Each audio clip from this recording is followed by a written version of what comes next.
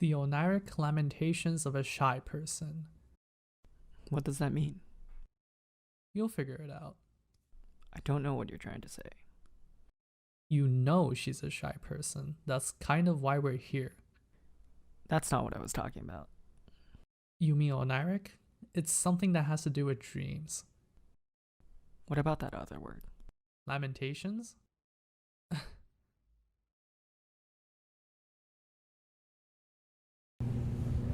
I dreamt last night that I was looking for something or someone in an empty wasteland that stretched eternally in all directions.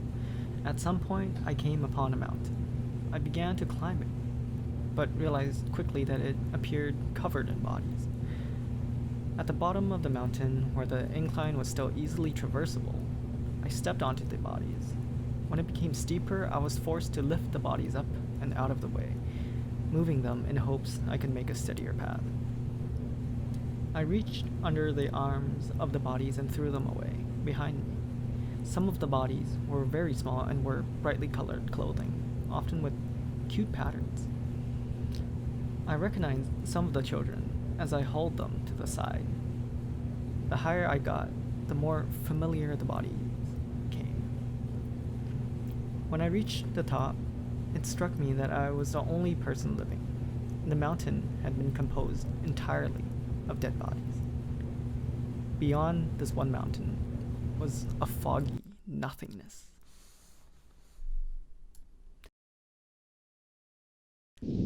I took the subway alone. The announcements were the same as always, but the seats next to me was empty. At some point, I stepped out into a station. They were all identical in their cold fluorescent lighting and large white columns. The blueness was overwhelming and hurt my head. I pressed on, walking towards the center of the room, and saw a person. Where should I shoot myself if I wanted to die quickly? We discussed it. He said that the side or the back of the head should work, as long as you destroy the most important structures. We tried it on one of the unresponsive people in the area, but since they were dead in the first place, we couldn't see any effect. So we opened up their head and inspected it. I told him that I was alone now, that I only cared about my family before, but now there was nothing. I explained how I came upon a mountain of dead people and picked up the limp bodies of people I was close to, searching for a glimpse of the people I loved among the corpses. I explained how I was the only person alive. The brains of the dead person were scattered. The hypothalamus had disintegrated. Is that even possible? He stuck his fingers in my mouth and pushed up against my skull. I blinked, and there was no one there. There was only a gun in my hand. I pointed it at myself and put the end in my mouth.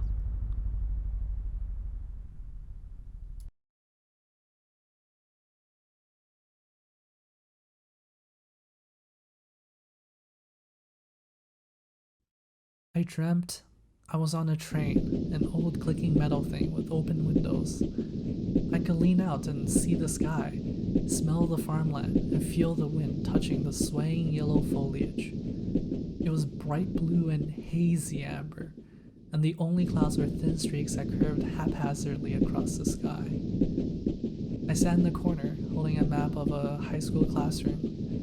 The room was gray and immaculate, except for the windows that had been blown open.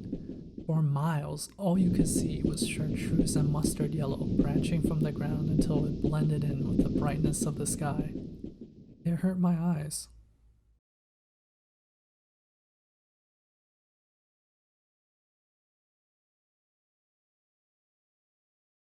There was no telling how long she had been there. At various points in time, the man would open portals and jeer at her, saying that if she was brave enough, she would leave. But he knew she couldn't leave him, because she didn't know anything anymore. She was dependent on this man and his knowledge of the universe. He mocked her incessantly. "Jump," he'd say, and laugh. "I know you won't." He was about to close the portal even as she stood on the edge, staring out into the black expanse with millions and millions of little white dots spread all across it. She peered into the limitless abyss, seeing absolutely nothing.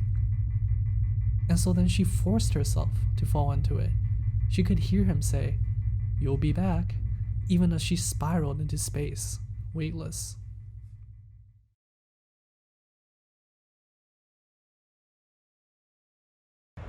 The thing about dreams and memories is that they mean nothing. They hold no power unless you give them meaning, imbue them with something other than the inherent messiness they're composed of. I dream often of responsibility. Usually I'm just embarking on a long and arduous military mission incognito, or I've been given a mission to assassinate some political leader. Sometimes I'm coming back from one of those missions, but it's never a happy return. Did I succeed? Did I fail? Is it really that simple? Maybe the dream world was corrupt in the first place. Maybe I'm not doing the correct thing. After all, imagine if all your effort and sacrifice was for nothing. Imagine you were fighting against who you wanted to protect all along. Is it too late to turn back? I dream also of my family. I dream about perilous situations where my younger siblings are forced to come with me on risky expeditions. I have to find safe accommodations for them as I fulfill my duty. Even so, my mind never leaves them. Are they safe? Do they know what to do? If the worst happens, can they find me? Can I find them? Will they recognize my body? I dream sometimes that I can't find my parents. I dream that I am a burden to them. I dream that I have failed them, that I couldn't do what I was supposed to do, that I was a bad person this whole time. And I dream that they forgive me. Sometimes I dream of destruction, things falling apart and disintegrating. I dream of my old high school, both intact and full of memories, and in its present state, razed to the ground, settling as dust and asbestos. I dream of the me that walked through its hallways, north to south, and the you that walked down the corridor, west to east. These dreams are nonsensical, in pieces, and exist nowhere else but within us. Everything passes, Or so it seems. things may not be able to change or go back to the way they were before. Everything passes. Wherever you go, remember that the past is a lie, that memory has no return, that every spring gone by can never be recovered, and that the wildest and most tenacious love is an ephemeral truth in the end.